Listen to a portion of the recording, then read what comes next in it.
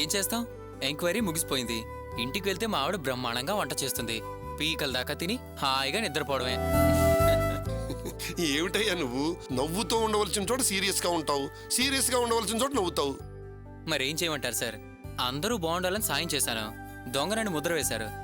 అది తలుచుకుని కోప్పడాలా లేక నవ్వుకోవాలా? నన్ను కోప్పడొద్దని చెప్పారు కదా, అందుకే నవ్వుకుంటున్నాను. సరే, ముందు ఆవేశంగా మాట్లాడినా తర్వాత అమాయకంగా నవ్వుకోవడం ఎంతో బెటర్. సమస్య పెద్దదవకుండానే యూనియన్లో మాట్లాడి ఉద్యోగం వచ్చే విధానం చూడు. కనీసం యూనియన్ వాళ్ళతోటైనా దురుసుగా మాట్లాడకుండా పద్ధతిగా మాట్లాడి పని జరిగేటట్టుగా చూసుకో. అవును, శ్రావణి ఎలా ఉంది?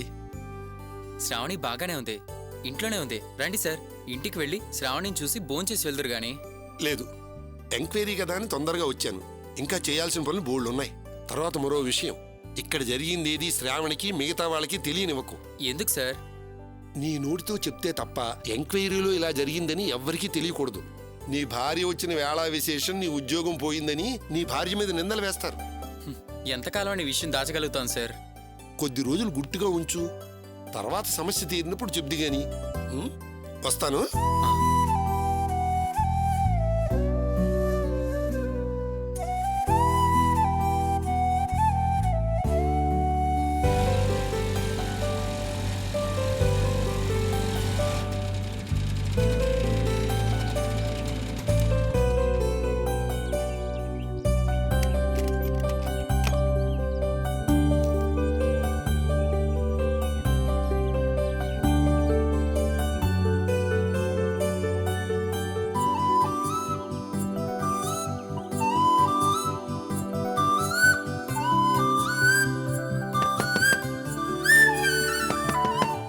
బాబు, అమ్మా శ్రావణి, శ్రావణి,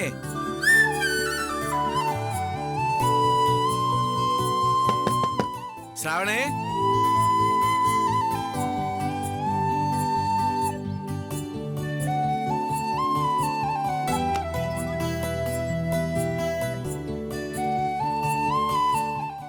బాబు జోసఫ్, జోసఫ్, జోసఫ్. అంకుల్ మీరా?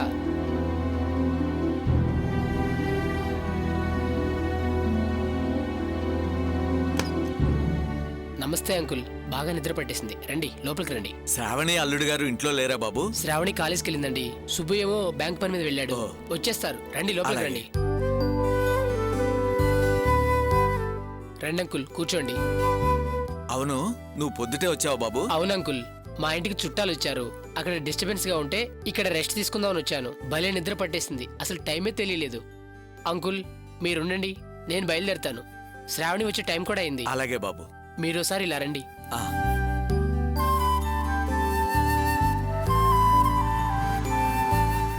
అంకుల్, వాళ్ళు రాకముందు మీరు బయలుదేరాల్సి వస్తే తాళం వేసి ఆ తాళం చెవిని ఇక్కడ ఈ కిటికీ లోపల పెట్టండి. నేను గణేషు వస్తూ పోతూ ఉంటాం. శ్రావణి కాలేజ్కి వెళ్ళిపోతే ఇల్లంతా ఖాళీగానే ఉంటుంది కదా, రెస్ట్ తీసుకోవడానికి అప్పుడప్పుడు వస్తుంటాం. అందుకే తాళం చెవి అక్కడ పెడుతుంటాం. మీరు కూడా అక్కడే పెట్టండి. అలాగే బాబు. వస్తాను అంకుల్.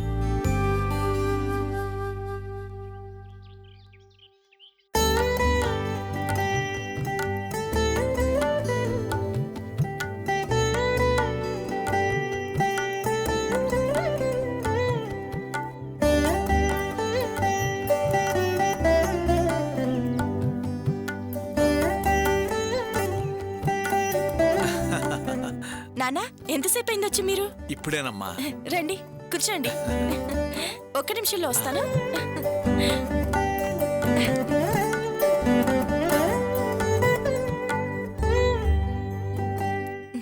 నాన్నా. అయ్యో, ఇప్పుడెందుకమ్మా? పర్లేదు నాన్నా. నానమ్మ రాలేదా? లేదమ్మా, నేను డ్యూటీకి వెళ్తూ ఇటు వచ్చాను. అయ్యో, పాలు స్టవ్ మీద పెట్టాను.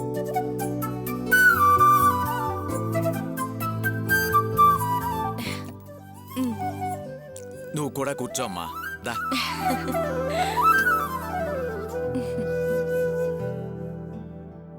ఎందుకు నాన్న నవ్వుతున్నారు? కూతురు జీవితం గురించి తలుచుకుని ఆనందం వేస్తుందమ్మా. ఆడపిల్లకి 2 జీవితాలు, ఒకటి పెళ్లికి ముందు, రెండోది పెళ్లి తర్వాత. అక్కడ ఉన్నప్పుడు నీకే మర్యాదలు తెలియవు, కానీ ఇప్పుడు నన్నే ఒక అతిథిలాగా మర్యాదిస్తున్నావు. అంత చనువుగా ఉండే కూతురికి తండ్రే అత్తవారింట్లో అతిథి అయిపోయాడా? అందుకే నవ్వొస్తుందమ్మా. కాఫీ తాగండి నాన్న. నువ్వేమన్నా తిన్నావమ్మా? నేను వారు వచ్చాక తింటాను నాన్న.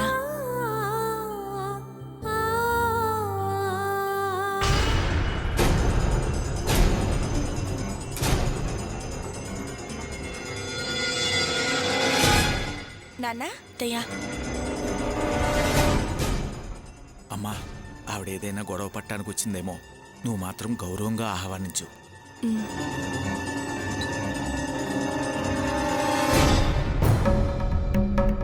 రండత్తయ్యా. నమస్కారం అమ్మా.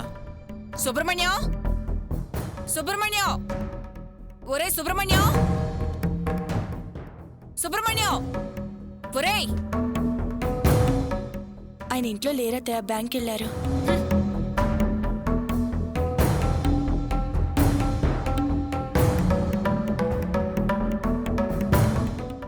నాన్న అదేంటి బయట కూర్చుంది? ఉండమ్మా, నే వెళ్ళి పిలుచుకొస్తాను.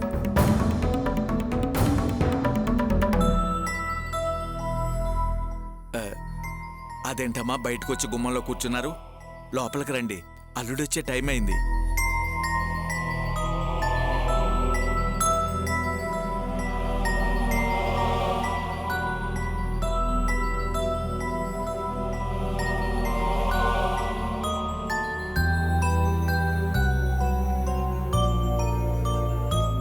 ఆవిడ చాలా కోపంగా ఉందమ్మా. మొహం తిప్పుకున్న ఆవిడతో ఎలా మాట్లాడను, ఏం మాట్లాడను. అల్లుడు గారు ఎప్పుడొస్తారు? తెలీదు నాన్న. సరే, నువ్వు కాఫీయో టీయో పట్టుకెళ్ళి ఆవిడకివ్వు. అల్లుడికి ఫోన్ చేసి త్వరగా రమ్మని చెప్పు. సరే నాన్న.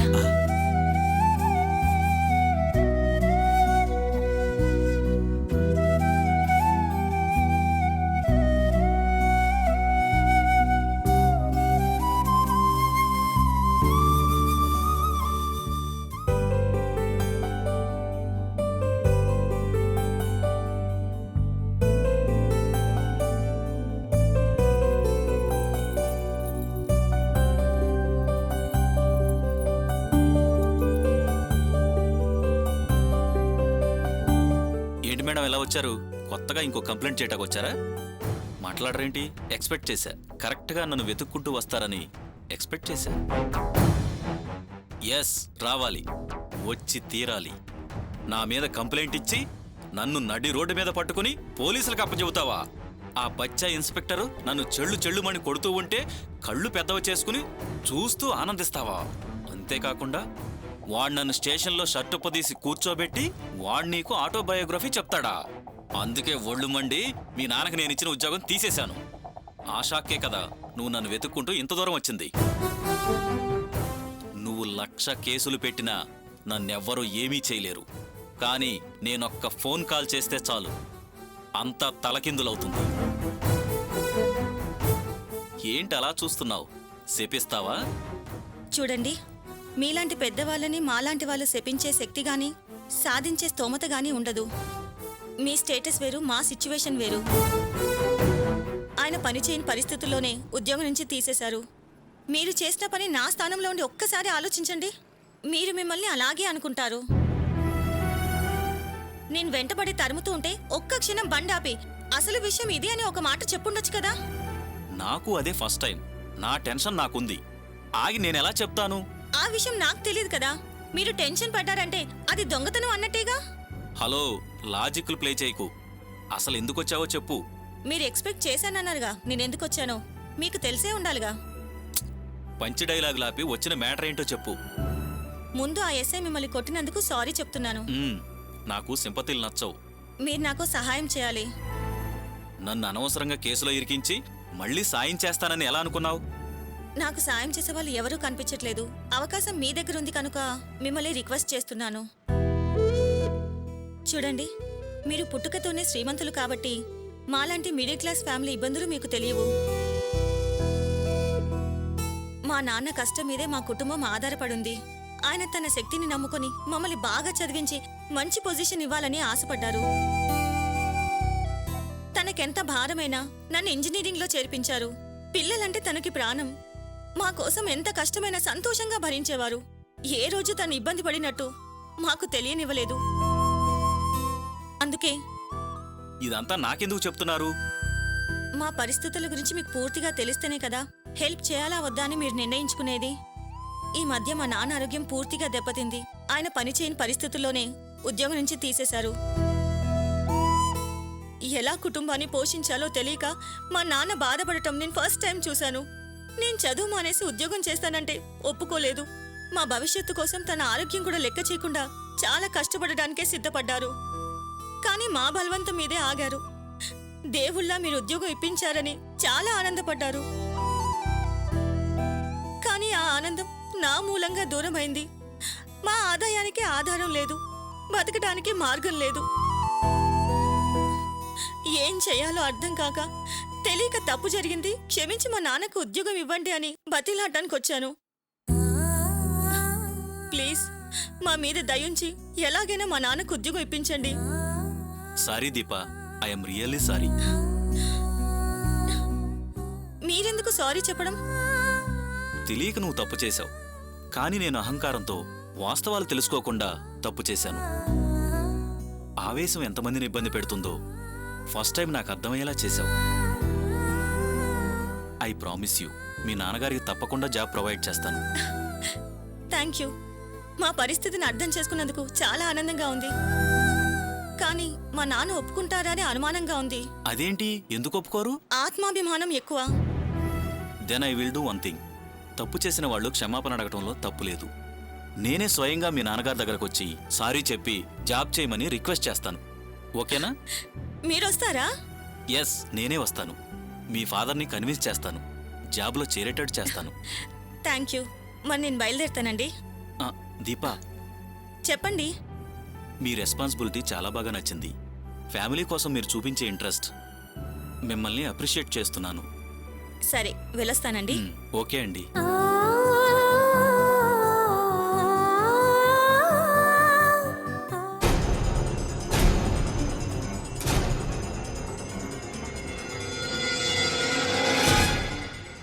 ఏమ్మా, ఈ పాటికి బ్యాంక్ క్లోజ్ చేసి ఉంటారు కదా, అల్లుడు గారు ఇంకా రాలేదేంటి? తెలీదు నాన్న. ఫ్రెండ్స్ ఎవరైనా కలిసారేమో. ఫోన్ చేసినా స్విచ్ ఆఫ్ అని వస్తుంది.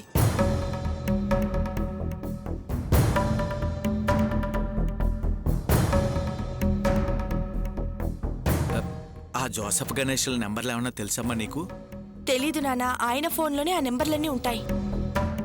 ఆవిడేమో గుమ్మం దగ్గర నిరాహార దీక్ష చేస్తున్న దానిలా ఏమిచ్చినా తినకుండా తాగకుండా కూర్చుంది. నువ్వు కూడా నేను ఇచ్చిన కాఫీ తాగలేదు. ఇంకొక కాఫీ ఇవ్వనా? వద్దమ్మా, నువ్విచ్చిన కాఫీ తృప్తిగా తాగుదాం అనుకున్నాను. కానీ ఆవిడొచ్చిన వాలకం చూస్తుంటే నా గుండె దడదల్లాడుతుంది. మళ్ళీ ఏం సమస్య సృష్టిస్తుందో నాకు అర్థం కావటం లేదు. అటు డ్యూటీకి టైం అవుతోంది. మీరు డ్యూటీకి వెళ్ళండి నాన్న.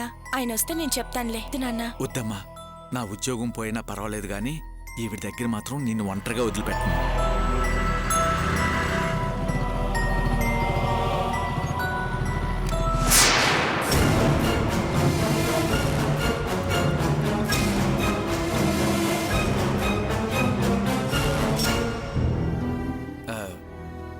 ఎప్పుడొచ్చారు మావయ్య? ఇప్పుడే బాబు. అదేంటి బయట నిలబడ్డారు? పదండి లోపలికి వెళ్దాం. పదండి మావయ్య.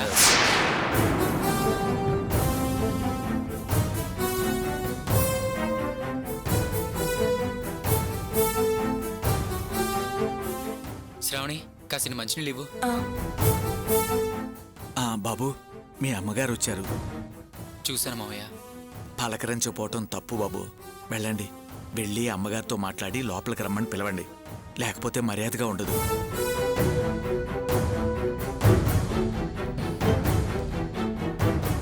ఏమయ్యా, నువ్వెవరు? నాకు మర్యాద ఇవ్వమని చెప్పి నా కొడుక్కి చెప్తున్నావు? ఇది నా కొడుకిల్లు. నన్ను రమ్మని పిలిచినా పిలవకపోయినా ఈ ఇంట్లోకి వచ్చే హక్కు నాకుంది. అయ్యయ్యో, మీకు కాకపోతే ఇంకెవరికి ఉంటుందండి ఆ హక్కు? మావయ్య, మీరెందుకు ఆవిడతో మాట్లాడ్డాం? ఏరా, నిన్న కాక మొన్న చుట్టరికం కలిసిన వాళ్ళని లోపలికి రమ్మన్న తెలుసు గాని కొన్న తల్లిని లోపలికి పిలవడం తెలీదా?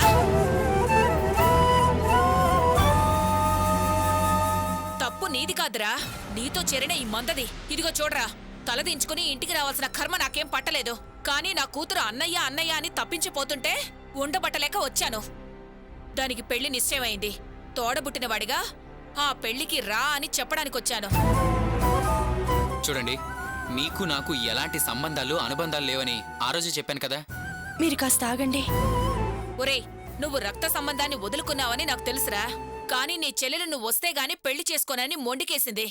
ఈ పెళ్లి జరగడానికి కారణం నువ్వేనని అంటోంది. హ్మ్, పెళ్లికి రారా అంటే మొహం తిప్పుకుని నుంచున్నావా? ఈ పెళ్లి కుదిర్చింది ఎవరో నాకు బాగా తెలుసు. నాకు నమ్మకం లేదు. అయినా ముందు నిలబడి పెళ్లి జరిపించమని అడుగుతున్నాను. మావయ్య, కన్న కొడుకు చచ్చాడని నెత్తిన నీళ్లు పోసేసుకున్న మనిషి ఇప్పుడొచ్చి శ్రావణి భర్తని పెళ్లికి పిలుస్తుంది. చూసారా? ఒరేయ్, అవమానించడానికి కూడా ఒక హద్దుంటుంది. ఒక్కగానొక్క కూతురు పెళ్లి చేద్దామనుకుంటే ఇద్దరికిద్దరు మొహం చాటేస్తున్నారేంట్రా? వాడేమో డబ్బు మొహాన కొట్టి నీ చావు నువ్వు చావు, నేను ఈ పెళ్లికి రావడం కుదరదు అంటున్నాడు. నువ్వేమో అవమానిస్తున్నావు. ఒరేయ్, అది తండ్రి లేని పిల్లరా. మీరే కదరా ముందుండి జరిపించాల్సింది.